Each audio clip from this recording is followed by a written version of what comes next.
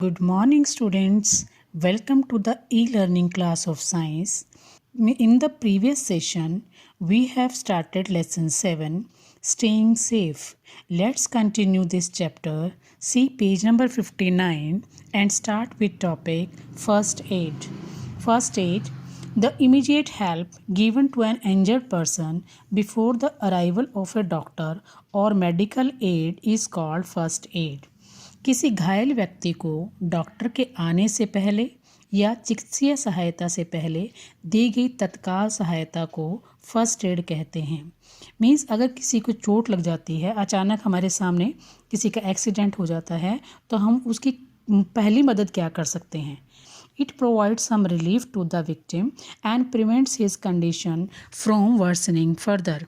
यह उसको राहत पहुंचाती है और घायल व्यक्ति की कंडीशन और ख़राब होने से रोकती है। The first aid required to be given is different for the victims of different accidents.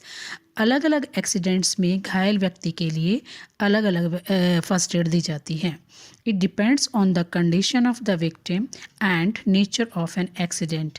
यह एक्सीडेंट की किस तरह का है उस पर, या घायल व्यक्ति की हालत कैसी है, ज़्यादा सीरियस है या कम चोट लगी है या किस तरह की चोट लगी है, उस पर डिपेंड करता है कि हमें किस तरह का फर्स्ट एड उसे देना है। Let's learn the ways to deal with certain accidents और एमरजेंसीज। आइए हम जानते हैं कि किसी भी एक्सीडेंट्स को या एमरजेंसी को किस तरह से हैंडल कर सकते हैं, डील कर सकते हैं। First of all, Burns. The burnt area becomes very sensitive as the outer protective layer of the skin gets damaged. Burnt area यानी कि जहाँ पर हमारी जल गया है, हमारी स्किन जल गई है, वो ऊपर का हिस्सा जो होता है जहाँ पर जलन होती है, बर्न्स होते हैं, दैट बिकम्स वेरी सेंसिटिव यानी कि संवेदनशील हो जाती है, और आउटर प्रोटेक्टिव लेयर स्किन की वो पूरी तरह से क्षतिग्रस्त यानी कि डैमेज हो जाती है। Germs can easily enter through the burnt area. इस बर्नट एरिया में जर्म्स ईजिली एंटर कर सकते हैं। What are the first aid for burns? Wash the burnt area with water. जले हुए हिस्से को पानी से धोएं। In case of chemical burns, wash the burnt area with lots of water.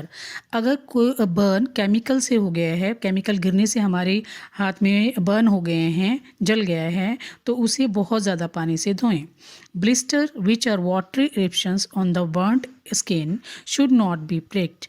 कई बार हमारे गर्म पानी डलने से स्किन जो है फूल जाती है और उस पर छाले पड़ जाते हैं, तो उनको हमें फोड़ना नहीं चाहिए, क्योंकि वो एक प्रोटेक्टिव लेयर बनाते हैं और हमें हमारी इंटरनल जो स्किन होती है उसको बचाते हैं।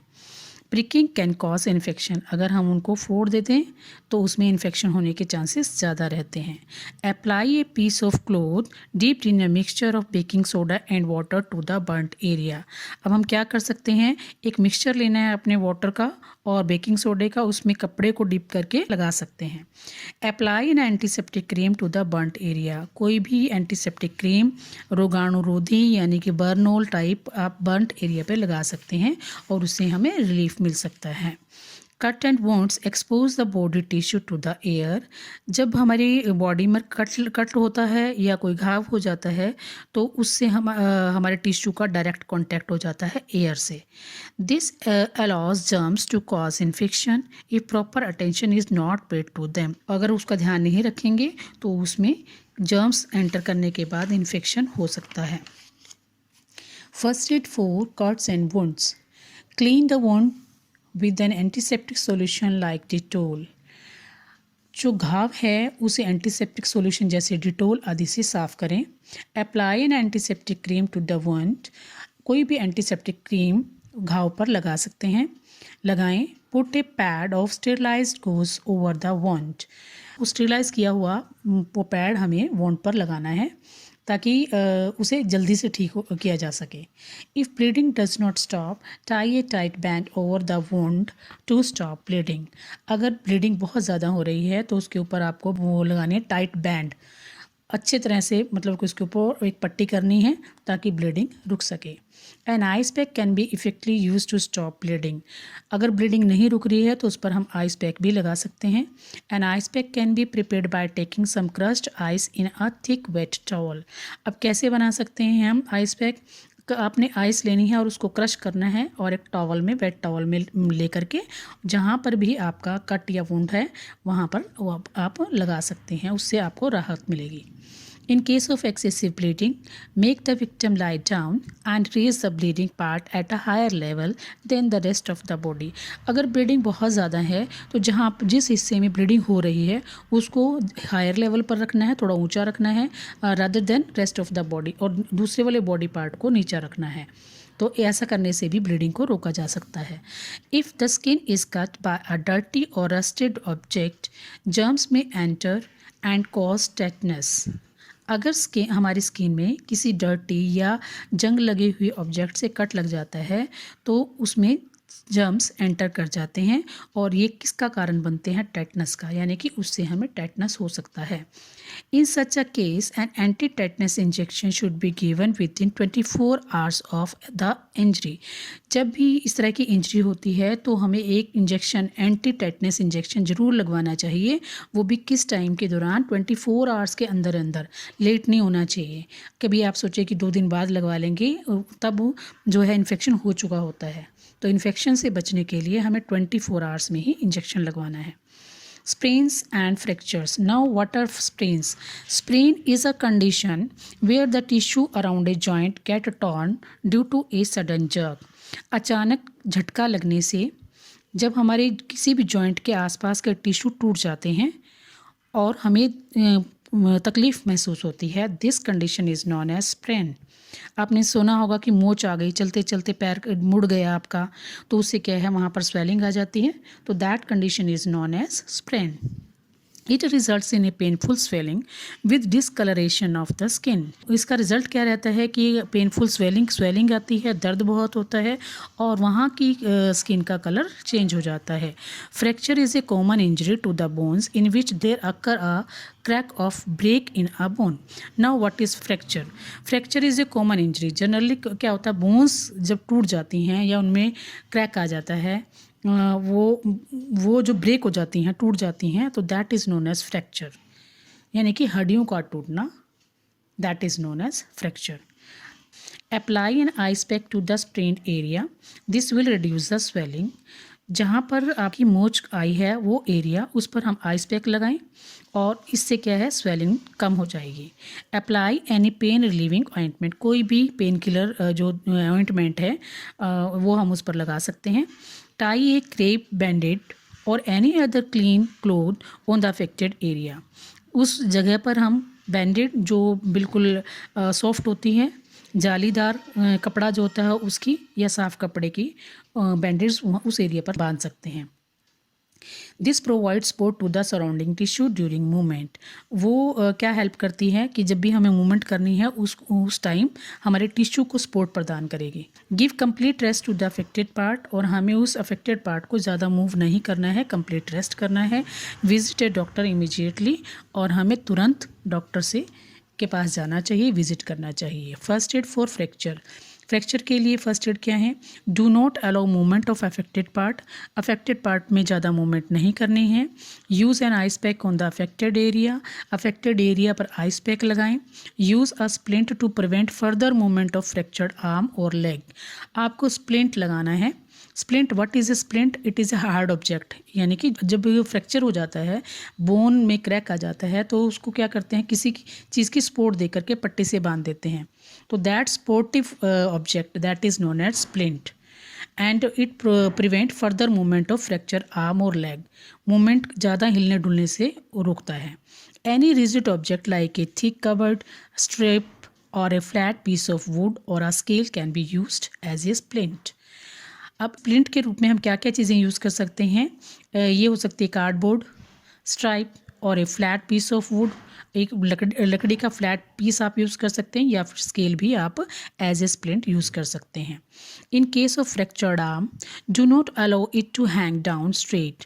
अगर बाजू में फ्रैक्चर की बोन में फ्रैक्चर हो जाता है तो उसको नीचे नहीं लटकाना है। Use A sling which is a square cloth folded along its diagonal into A triangular shape to give support to the broken limbs। अब sling, what is A sling? Sling is a type of cloth. एक बड़ा piece जो है आपका square में अगर है, उसको बीच में से डायगनल्स को जोड़ करके ट्रायंगुलर शेप दे देते हैं और नेक के चारों ओर बांध देते हैं ताकि उसको सपोर्ट मिले बाजू को, और उसमें मूवमेंट ना हो और वो जल्दी ठीक हो जाए, तो that is known as sling. Splint is a sportive hard object and sling is a type of cloth. Take the patient to the doctor immediately after first aid. आप फर्स्ट एड देने के तुरंत बाद पेशेंट को doctor के पास लेकर जाना चाहिए। Get an x-ray done to confirm and locate the fracture. और उसका एक्सरे करवाना चाहिए जिससे हमें पता चले कि फ्रैक्चर कहाँ है और कितना है। Animal bite. When an animal bites, germs of various diseases can enter the victim's body। जब कोई एनिमल काटता है तो जर्म्स उसकी बॉडी से, जिस व्यक्ति को काटता है उसकी बॉडी में एंटर कर जाते हैं। First aid for animal bite. Wash the wound with soap and lot of water as the saliva of animals contain dirty germs। सबसे पहले आपको क्या करना है, घाव को साबुन से धोएं बहुत सारे पानी से, बिकॉज सलाइवा यानी कि थूक में, एनिमल की थूक में बहुत ही खतरनाक जर्म्स होते हैं। Apply an antiseptic and tie a bandage to prevent infection. Antiseptic लगाएं, क्रीम जो है एंटीसेप्टिक क्रीम लगाएं और उस पर जो है पट्टी बैंडेज लगाएं ताकि इन्फेक्शन से बचा जा सके। Take the victim to the doctor. घायल व्यक्ति को डॉक्टर के पास लेकर जाएं। In case of sex like honey bees और wasp bite, scrape the sting with the edge of a clean object and wash with soap. कई बार क्या होता है, इंसेक्ट हमें काट जाती हैं, जैसे हनी बी है, भीरड़ है, वो हमें काट जाती हैं और वो जब वो काटती हैं तो एक कांटे जैसा जो है स्ट्रिंग बॉडी के अंदर छोड़ जाती हैं। तो उसको हमें क्या करना है, किसी ऑब्जेक्ट से उसको निकालना है और निकालने के बाद धो कर के उस जगह को अच्छी तरह साबुन से उसको क्लीन करना है। The chemical release by most insects bite is partially neutralise by soap. और सोप से धोने का क्या कारण है कि जो केमिकल इंसेक्ट्स रिलीज़ करते हैं काटते टाइम, निकालते हैं, हमारी बॉडी पर वो केमिकल रह जाता है और अगर हम उसको साबुन से धोएंगे तो वो उसका असर ख़त्म हो जाएगा। Apply an antiseptic cream after the wash. और वॉश करने के बाद आपको एंटीसेप्टिक क्रीम लगाएं। Snake bite. Snake bite, like that of a cobra or viper, can be fatal as these snakes are very poisonous. There are some snakes, like the examples are given here, cobra and viper. These are very poisonous. The snake poison circulate through the blood and affect the nervous system. Snake poison हमारी blood में circulate करता है और हमारे nervous system को affect करता है। First aid for snake bite. All snake bites should be treated with utmost care as most of the time the victim may not know the type of snake that has bitten। सभी snake जब भी काटें ध्यानपूर्वक हमें treat करना चाहिए, क्योंकि जब वो काटता है तो किसी जिसको काटता है उसे यही नहीं पता होता है कि वो स्नेक कैसा है, पॉइजनस है या नहीं है। तो it is very important to stop the spread of poison to the entire body. तो ये बहुत ज़रूरी हो जाता है कि हम उस पॉइज़न को रोकें ताकि वो हमारे पूरे एंटायर बॉडी में ना फैले। For this tie a tight bandage, that is tourniquet, tunicate in Hindi, a little above the bitten area। This would ensure that the poison does not spread out in the body। अब आपको क्या करना है कि आप जहाँ पर सांप ने काटा है उसके ऊपर tunicate you have, what is tunicate? This is a type of you can say cloth। जैसे ब्लड प्रेशर चेक करते हैं तो उसको चेक करने से पहले बाजू में हम वो टाइट एक कपड़े की जो पट्टी होती है वो बांधते हैं, that is known as tourniquet. अगर वो नहीं है तो बैंडेज टाइट या क्लोथ टाइटली बांधना है जहाँ पर आपने काटा है ताकि जो पॉइजन है वो ऊपर बॉडी में ना जा सके। If the victim feel drowsy, do not allow him to sleep. अगर विक्टिम को नींद आ रही है तो उसे सोने नहीं देना है। Take the victim to the doctor immediately. और तुरंत विक्टिम को डॉक्टर के पास लेकर जाना है। Poisoning, a toxic substance that harms our body is known as poison. एक ऐसा जहरीला पदार्थ जो हमारी बॉडी को हार्म करता है, नुकसान पहुंचाता है, that is known as poison. Many things of common use are potentially poisonous.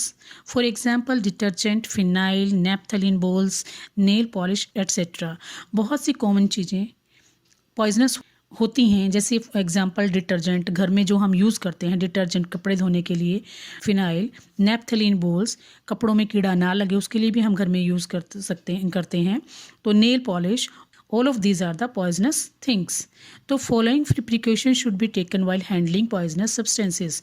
ये सब चीज़ों को, पॉइजनस सब्सटेंसेस को हैंडल करते हुए कौन कौन सी सावधानियां हमें बरतनी चाहिए, वो हैं number 1, all such substances should be stored with labels on their container. इन सब चीज़ों पर के कंटेनर्स पर लेबल लगा होना चाहिए और लेबल लगाकर ही उन्हें स्टोर करना चाहिए। The poisonous substances should be stored out of the reach of the children. जितनी भी ये पॉइजनस सब्सटेंसेस होते हैं, थिंग्स होती हैं, उनको बच्चों की पहुंच से दूर रखना चाहिए। All medicine should be stored locked in a cupboard. जितनी भी मेडिसिन होती हैं वो कबर्ड में लॉक लगा करके रखनी चाहिए। The labels of packets and bottles must be read before using them. Packets पर या बॉटल्स पर जो लेबल लगा हुआ है उन पढ़कर ही यूज़ करना चाहिए, यानी कि यूज़ करने से पहले हमें पढ़ना ज़रूर चाहिए। कई बार क्या होता है, उस पर एक्सपायरी डेट होती है और हम गलती से ना ले, वो नहीं लेनी चाहिए। तो there should be label on the packets और bottles. First aid for poisoning. In case somebody has swallowed poison, try to induce vomiting and rush him to the doctor. जब कभी वो व्यक्ति जहर पी लेता है, कोई भी इंसान जहर पी लेता है, ऐसे केस में उस व्यक्ति को वॉमिटिंग करवानी चाहिए। हमें कोशिश करनी चाहिए कि वॉमिटिंग करे और तुरंत उसे डॉक्टर के पास लेकर जाना चाहिए। Vomiting can be induced by drinking 5 to 6 glasses of lukewarm water with some salt dissolve in it. Vomiting करवाने के लिए हमें 5-6 गिलास गुनगुना पानी लेकर के उसमें सॉल्ट मिलाना है और उसे पिलाना है, ताकि वो जो उसका असर है पॉइजन का वो निकल जाए, वॉमिटिंग हो जाए उसे और उसका असर ना रहे। Then there is a wrapping it up. Accidents can take place at any place and at any time. Accident किसी भी समय किसी भी जगह पर हो सकते हैं। We can avoid accident by being careful and alert and following safety rules. Accident से बचा जा सकता है अगर हम सावधान रहें, सतर्क रहें और सेफ्टी रूल्स को फॉलो करें। Road accidents can be avoided by following road science and driving carefully. Road accidents से बचा जा सकता है अगर हम रोड साइंस को फॉलो करें और ड्राइविंग ध्यानपूर्वक करें। Fire accidents are caused by electricity, crackers, petrol and cooking gas.